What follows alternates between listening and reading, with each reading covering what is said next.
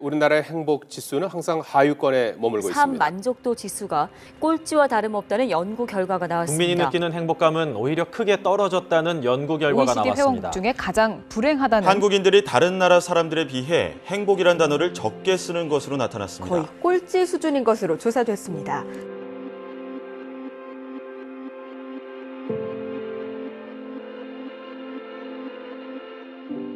힘든 적이 더 많았어요, 경제적으로.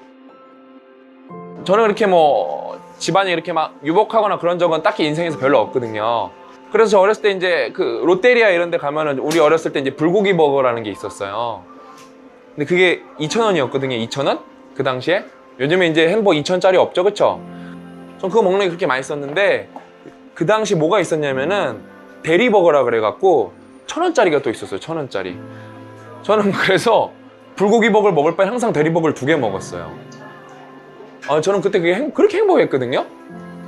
저는 그 생각이 맨날 있었어요. 난 햄버거 5개도 먹을 수 있는데 진짜 내가 햄버거 5개 먹을 수 있으면 얼마나 행복할까. 콜라도 먹고 뭐 내가 시켜 먹을 수 있는 거 다 먹으면 얼마나 행복할까. 그걸 다 내가 사 먹을 수 있으면 진짜 행복할 거라고 생각했었어요, 저는요. 근데 저는 지금 불고기 버거를 2개 먹을 수 있을 만큼 경제적 여유가 있거든요. 근데 저는 그걸 먹는다고 해서 저는 지금 행복하진 않아요. 왜 그럴까요? 옛날에 분명히 그것만 하면 행복할 줄 알았는데 왜 안 행복할까? 정의가 좀 잘못됐던 거였어요, 정의. 저는 그걸 먹는다고 행복한 건 아니었어요. 생리적 욕구, 본능적 욕구를 채웠기 때문에 잠시 기분이 좋고 포만감이 들었던 거지 돌이켜보니까 그게 행복한 건 아니었어요. 이제 생각을 다시 해보는 거예요. 어떻게 하면 우리는 그럼 행복해질까? 정말 기분 좋게 즐겁게 살 수 있는 방법이 뭐가 있을까? 1번 물질보다 체험을 선호해라. 네. 그러니까 여러분이 무언가를 이제 소비를 하잖아요.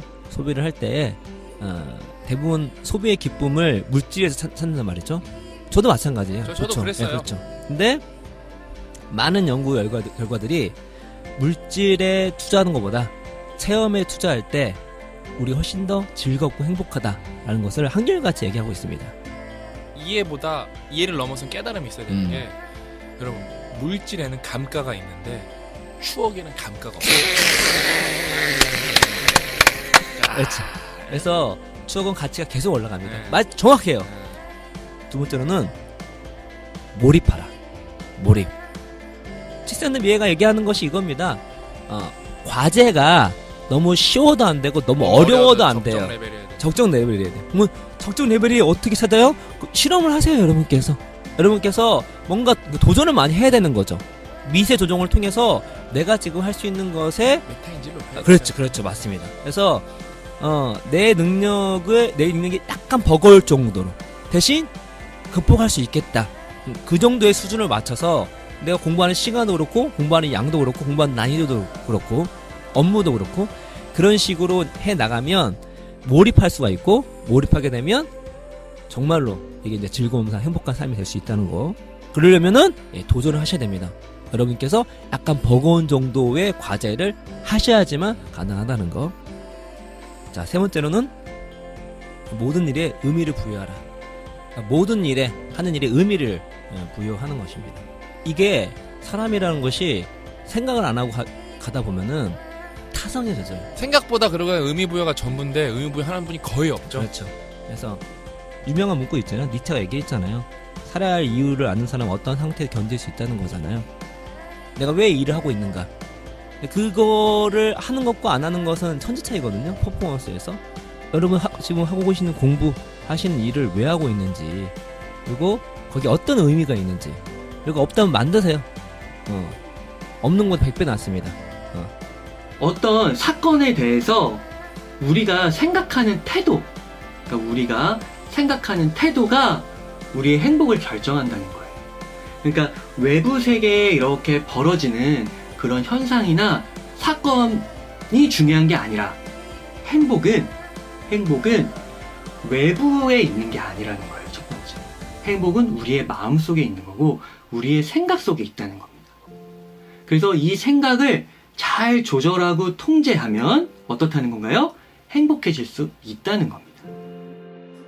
간단한 것 같아요. 사실 행복해지는 거는 문제를 극복해야 돼요. 문제. 그러니까 여러분이 행복하고 싶다는 상태를 뭐라고 착각하냐면은 아무 걱정 없는 상태를 행복하고 싶다고 생각하는 사람들이 많아요. 여러분 그건 행복한 게 아니에요. 사실 아무 걱정 없는 거는 그냥 아무 걱정 없는 상태예요. 그거는요. 취준생은 뭐가 제일 힘들어요? 취업하는 게 제일 힘들죠. 그쵸? 힘들잖아요. 그쵸? 근데 취업하고 나면 어때요? 행복하잖아요. 행복하잖아요. 그쵸? 분명히 나한테 취업은 문제였잖아요. 그쵸? 근데 그 문제를 극복하고 나니까 어때요? 행복하단 말이에요. 문제를 극복하면 여러분 우리는 행복해져요. 그래서 여러분 그 문제는 두 가지의 종류가 있어요. 어떤 문제? 수동적 문제와 능동적 문제. 수동적 문제는 우리가 통제 불가능한 거, 이렇게 화재가 난다거나 사고를 당한다거나. 근데 능동적 문제는 뭐예요? 내가 문제를 설정하는 거야. 설정. 도전이죠. 도전. 가장 큰 문제는 뭐냐? 예를 들어 5,000명하고 얘기했다고 싶게 5,000명 2,500명은 문제가 뭔지 아세요? 여러분의 문제가 뭔지 몰라요.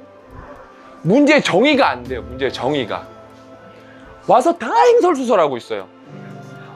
아니 진짜로 그래요. 막 얘기해. 나한테 막 얘기하다가 무슨 얘기하는 거더라? 내가 막 그래. 본인이. 그러니까 당연히 여러분은 그러니까 행복할 수가 없어요. 대부분은. 왜?